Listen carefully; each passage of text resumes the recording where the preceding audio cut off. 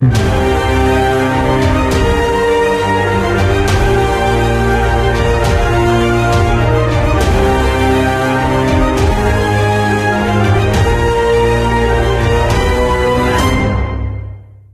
welcome once again to Living in the 21st Century. Joining me today is Monique McNeil. She is the director of the Socioeconomic Development Foundation of Boston, and she's also the vice president. Monique, welcome to the show. Thank you so much, Errol, for having me. How are you? I'm doing pretty okay. We were looking for the next guest, but unfortunately, we don't have him. But I guess this is down our line, so we should be able to communicate on this. My question, though, I wanted to ask Dr. Lasseter if he was here. Why do Black men run from the authorities? And it had occurred to me the reason why Black men run from the authorities is because it has so long ingrained in our ancestral DNA that whenever the authority shows up, or anyone who appears to be authority shows up, it only represents a symbol of death or bodily harm.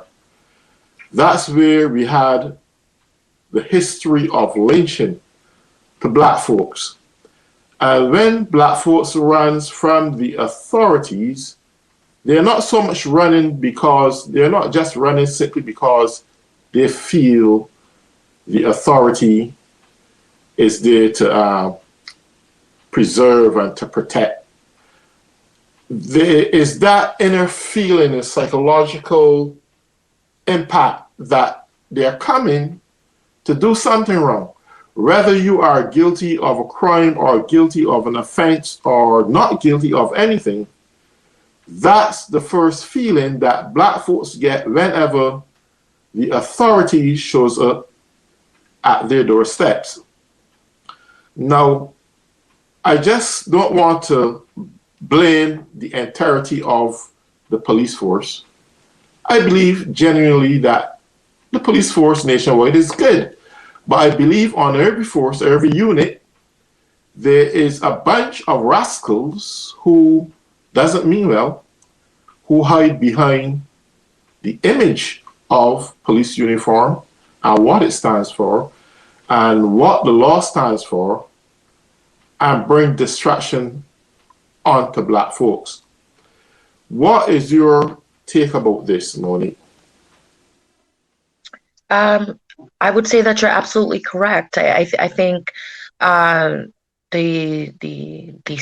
when people of color see police officers, I think immediately, even if they did nothing wrong, even if they haven't committed a crime or done anything of any type of guilty act, I think because it's so embedded in what typically comes after police involvement or being questioned by police, that the likeliness of them being ridiculed or being physically assaulted or they're going to jail.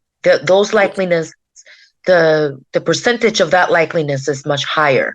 And I think in their mind, it's kind of like a fight or flight type of moment, that in their mind, you know, my freedom is going to be taken away from me. I am going to be assaulted of some kind, or, you know, accused of something.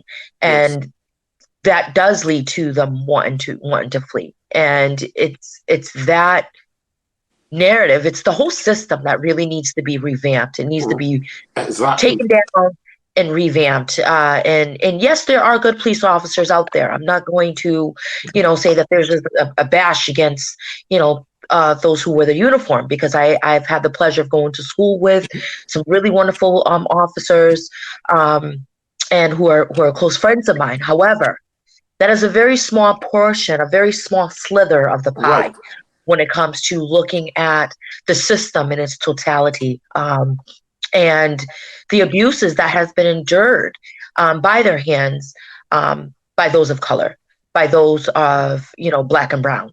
The story doesn't, the narrative, that we can't really sing a pretty song typically when there's police involvement.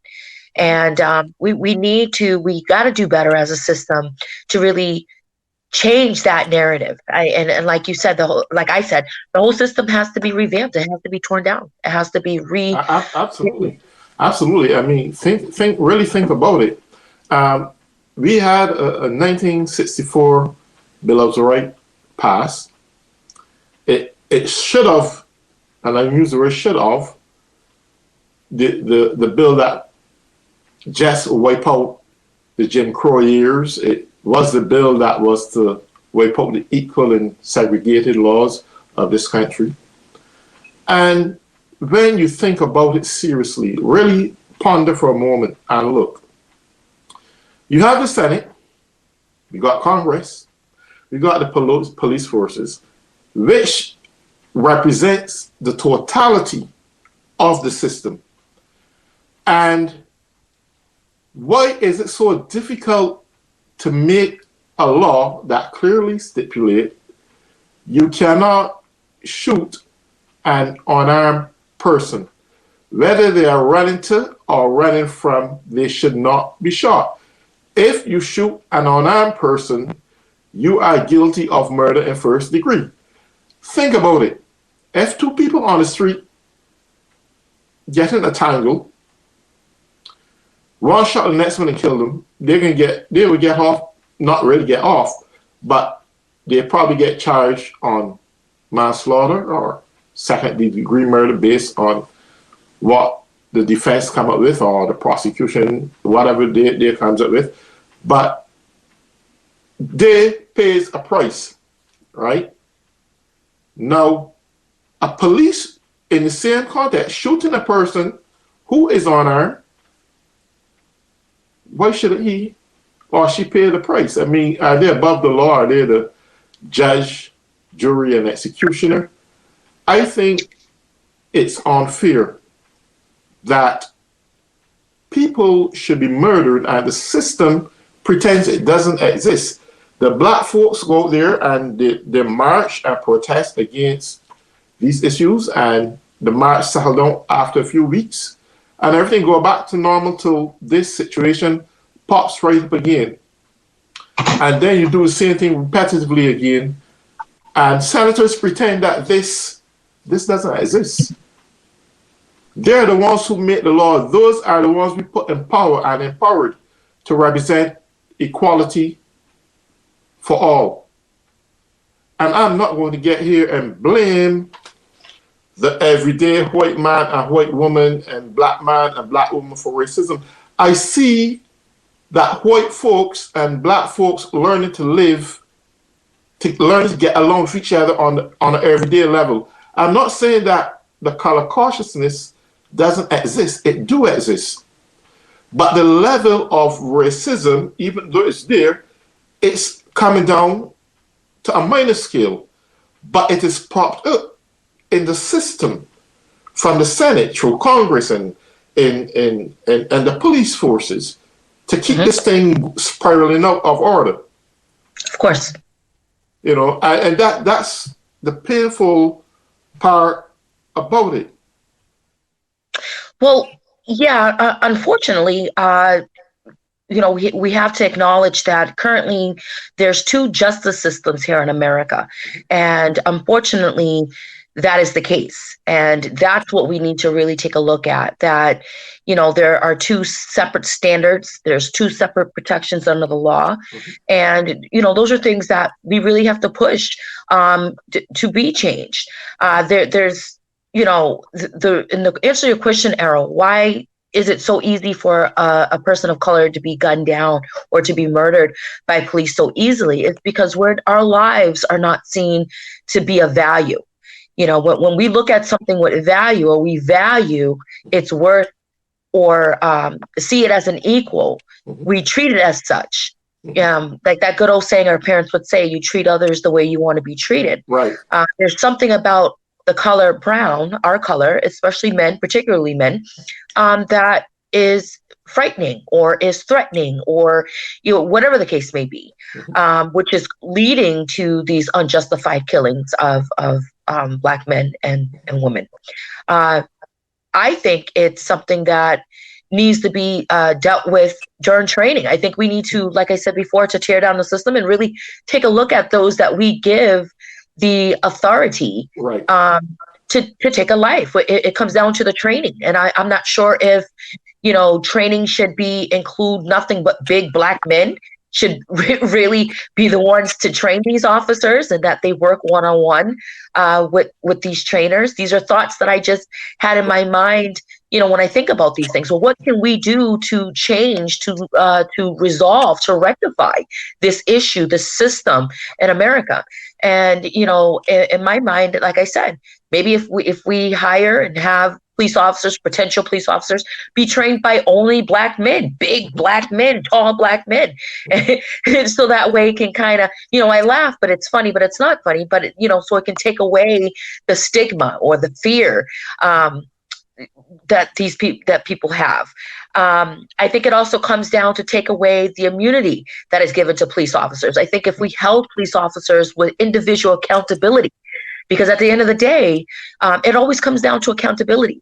If I told you that you particularly are going to be responsible, you are held liable for your actions, it's going to make you think twice about what it is that you do. If I told your captain, he's going to be held liable for what his police officers do, if the chief is going to be held liable, it's going to make you think twice about the people that you hire on your team. It's going to make you, pay attention to their actions and make sure that they're doing what they're supposed to be doing. So I think those are things that we need to put into play. Those are things that, we spoke about before in the past, but I think those are things that are going to take legislative action to actually come through, that we need to hold people individually accountable. It comes down to accountability. If I told you you don't have immunity, you pull that trigger, you will be charged with first-degree murder. I think it's going to make you think twice about pulling that trigger. So those are some of the simple things that we as a system could do. And to answer your question, that yes, this has been going on for many years. It's called systemic racism that happens in this country. And it's, happens at every facet within our community, within our lives, within our society.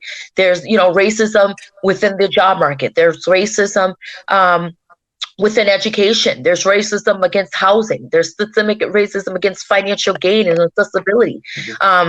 These are all things that are happening within our society. So yes, to answer your question, it's systemic racism, and it's deeply rooted in the fiber of this country, unfortunately. Yeah. We see here most recently is that the Republicans are doing the utmost best to suppress future and potential voters' rights. And I'm beginning to see the formation of where the reintroduction of the Jim Crow standard of living creep back into society. It's trying to suppress not the white vote, but the vote that come among color and minorities. And it almost happened, I think it's like in 47 states that are pursuing this path. Now, what is going to happen when black folks, for some castrated reason, can't have the access to vote because of certain barricades set before them? We can see clearly what the former administration done in terms of reaping up chaos and bigotry and causing all problems and riots and so forth in this land. And this is the same party that tried to ignore that everyone on the law have the full access to carry their votes. But they are doing their utmost best to prohibit that from happening.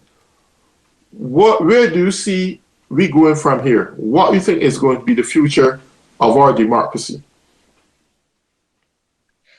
Oh man, that's a tough one. Hopefully, there's been upcoming leaders on the brinks, leaders such as Stacey Abrams and people who, who are really dedicated to the cause. But it's going to take all of us to really care about our civil liberties and for people to get involved. And it goes beyond just, you know, those of color. It goes beyond to every single person who says, wait a minute, this is our civil rights. We need to really, you know, pay attention to what's happening.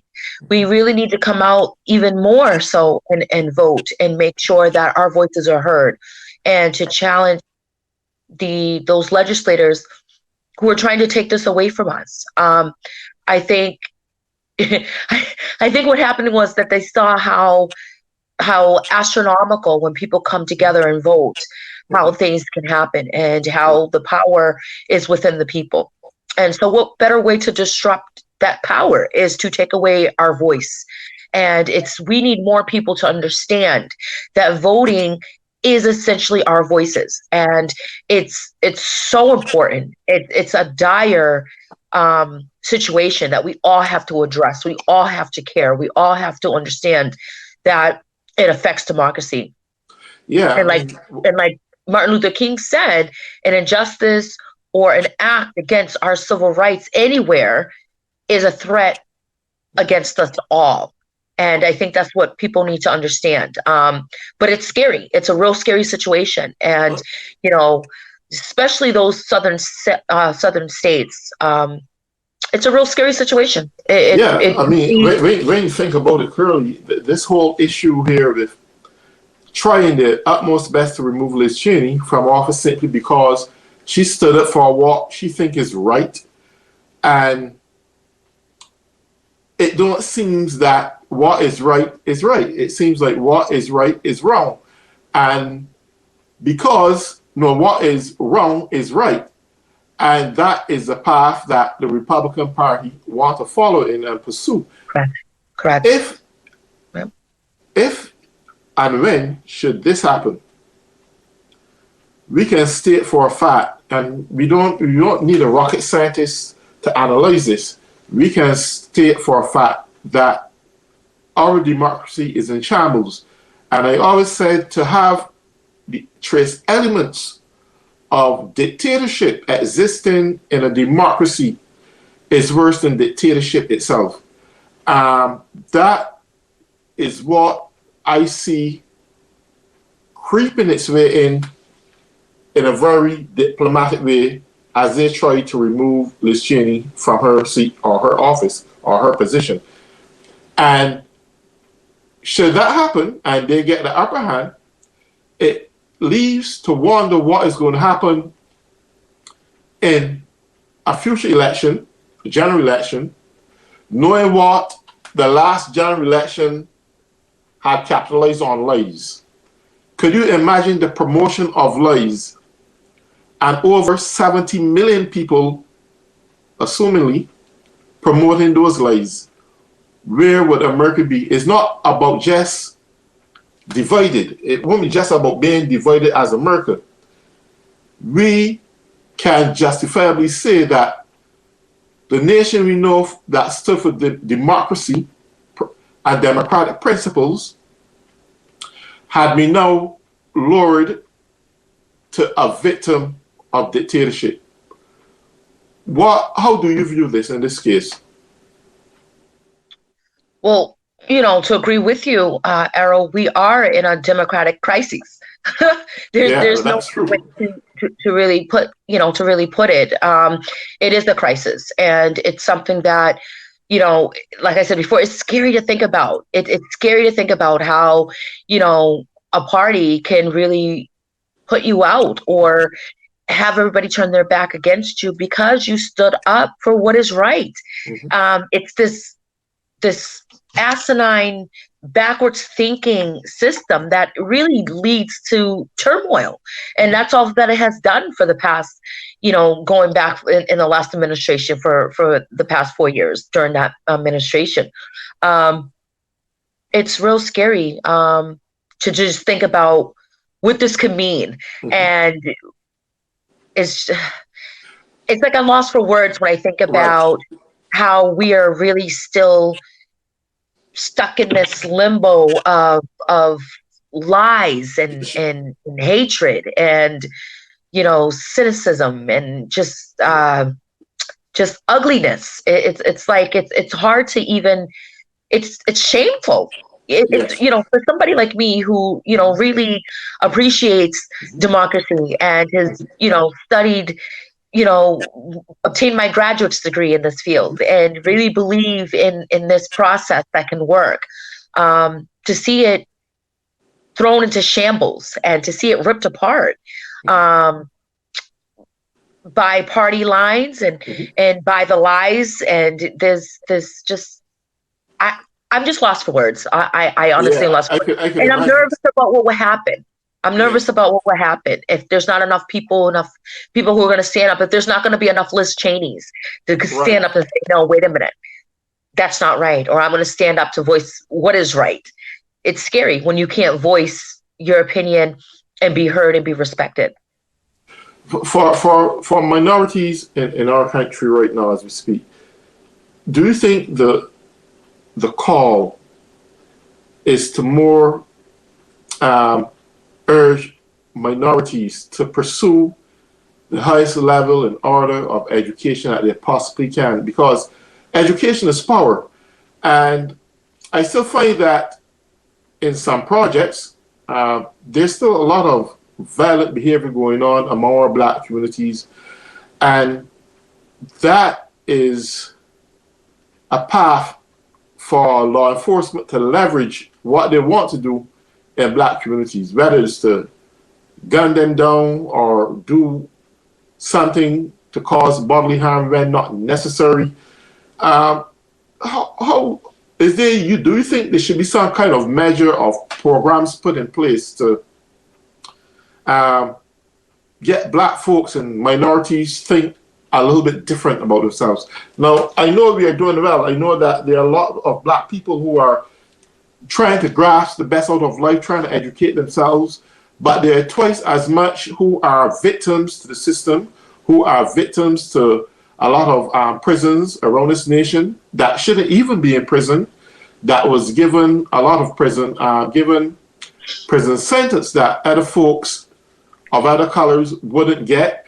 Um, I mean, the list goes on. The inequality, the behavior pattern of injustice keep prevailing over and over and over. And it doesn't seem, even if one cop get charged for murder, it still doesn't stop a few more from doing likewise. Um, it brings me back down again to having laws that states you just cannot shoot an unarmed person. If you got to let them go, you'll get them again. They ain't going to run anywhere. They'll still be here. A criminal will always be a criminal. They think criminal if they have a track record. At some point, you're going to get them. I don't believe for 1 second, because a person cannot speak or cannot conduct themselves in a uniform way that should match up to what the elite philosophical views are, that person should be treated lesser than a person or should be gunned down because the pants just drop a few inches below the waist. I'm not condoning that the ethical way of dressing is correct, but I think everyone has equal rights to live without fear. It doesn't matter if you have locks on your head or a beard on your face, or if you're a big, black, rough, tough, ugly black man and you fear your life. But if the man is big and black and ugly and you fear your life, well, run. People who have fear, run. Don't take your gun and shoot the guy that doesn't have a weapon in his hand and say that you fear him because he was big and black and he looked like he was going to overpower you. That is ludicrous. That is crazy. Everyone in this country is innocent until proven guilty. How dare you take your gun and gun down an innocent person simply because of their appearance? This is the problem that I have. You, a parent raising your black kids in this country, have to sit down every day and lecture your children how you should walk and talk and act when it comes to law enforcement officers.